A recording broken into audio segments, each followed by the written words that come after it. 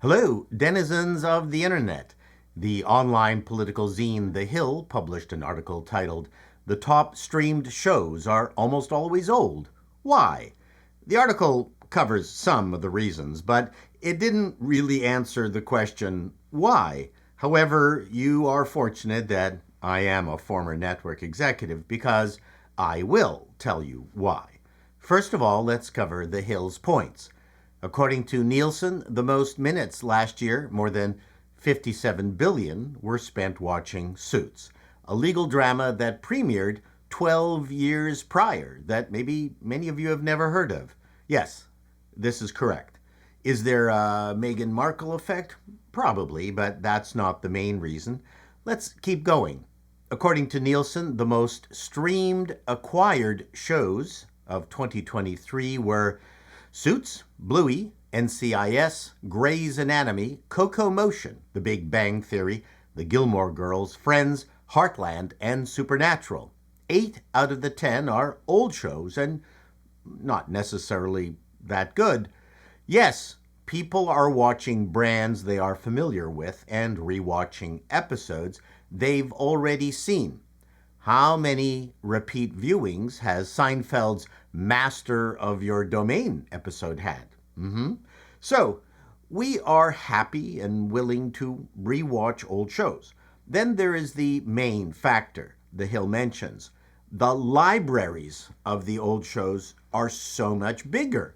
There are 21 years of NCIS, 19 of Grey's Anatomy. Now, the topic of lazy ass on creative networks could be its own video. How long will it take The Last of Us to catch up 6 episodes a year at a time? But that was it for The Hill's underwhelming analysis. Now, I will fill in what they missed. Yes, the traditional networks are still able to crank out 20 to 24 episodes a year, which the streamers are either not capable or not interested in doing. If the first thing on your mind is that NCIS does not hold a candle to The Sopranos or Breaking Bad, yeah, you're right.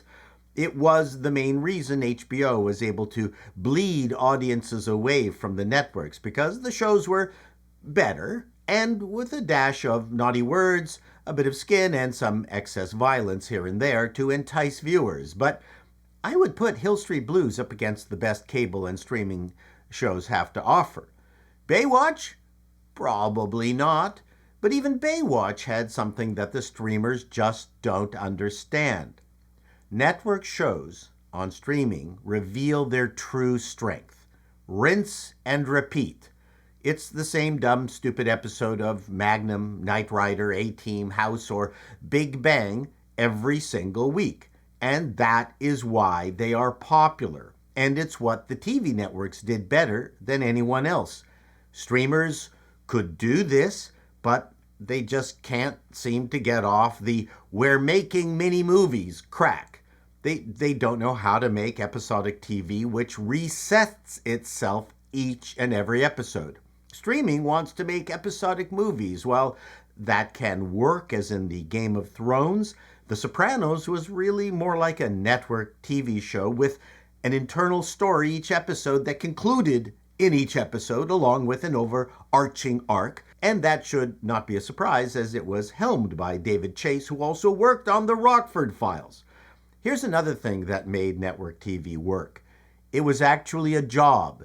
Because if your show was picked up for multiple seasons, that was your job. 24 episodes would take you 8 to 10 months to shoot, and you'd get the rest of the year off to relax or get drunk or appear on the Match Game. But you didn't have to scramble. But now you do 6 shows and you need to get into something else to pay the municipal taxes on your massive house. You can't just live off of 6 lousy shows a year. And that also goes for the technical crew. And on a TV series, it was easier to keep the crew together year after year. A long series creates many support industries that creates stability. None of this exists in the sporadic world of streaming. It makes it tougher on everyone. Then there's the consistency that networks actually had a broadcast schedule. New shows debuted in September and January. They were done by June. Rinse and repeat. Your favorite show would be on the same day each week. Now, if you have a favorite streaming show, it might be 2, maybe 3 years before you see the next run of 6. How do you build momentum with that? You don't.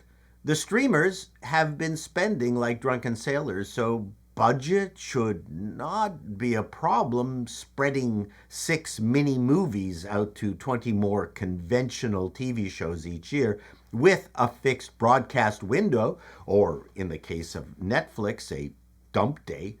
And yeah, we can make fun of the quality of network shows, especially now. I suggest you watch my video comparing TV back in 1984 to 2023. But here's 2 more things that the networks did better than cable or streaming. They killed bad shows after a few episodes based on real-time ratings. Streaming green lights 6 or 10 shows and gets no audience feedback until the damn thing is launched. The other thing that drives me nuts is that streaming will take an idea that is probably only good enough to fill 1 or 2 network-style shows and then stretches them across an entire run. Both network and streaming have advantages and disadvantages. In most cases, good, talented people are able to comfortably traverse either. Netflix has tried to resurrect old sitcoms like That 70s Show and are currently into season 3 of a Hispanic version of One Day at a Time that started out bad, but is actually pretty good now, even if it is extremely woke. Are people going to be binge watching it in the future? I doubt it. For one very good reason, which even the networks today have abandoned: the ability to crank out a ton of shows and let the cream rise to the top. I don't think we're going to get another Seinfeld or Modern Family from anyone for that reason alone. The networks are shrinking and circling the wagon around an aging audience. But more Ted Lassos, the first season of Altered Carbon, not the atrocious Foundation series, are doable, but they are not matching the popularity of 20-year-old network TV shows. Pluto, the free streaming service, has built a huge following rerunning the Beverly Hillbillies, the Andy Griffith Show, Perry Mason. There is something about the old shows that we like a comfy sweater. Mostly the characters, because one of the biggest differences between movies and TV is that TV is about bringing a family member into your living room. The uncle that always puts a lampshade on his head every Christmas.